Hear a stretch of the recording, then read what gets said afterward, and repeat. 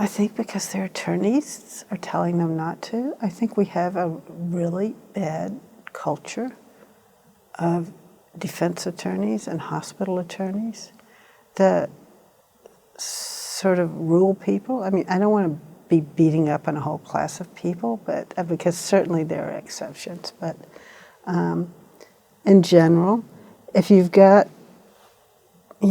someone who's been involved in one of these highly emotional events, a provider, and they're afraid, and the hospital risk managers and attorneys can swoop in and say, this is what you need to do.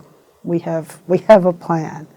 And it's not the plan that you feel like you ought to be following, but there's pressure on you to follow it, and you don't know what to do. And so people give in. But that has to change. As people are more and more aware of medical error, they're really very high, in the polls. People are very highly aware of it. And they, if something unexpected happens, they're likely to suspect error. And it's not going to go by the wayside the way it necessarily did in years gone by when people didn't get as much medical treatment, so weren't as savvy about the medical system.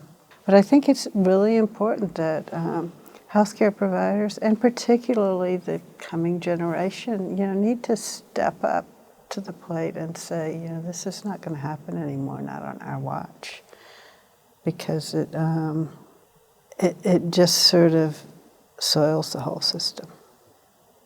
It makes it impossible to get better.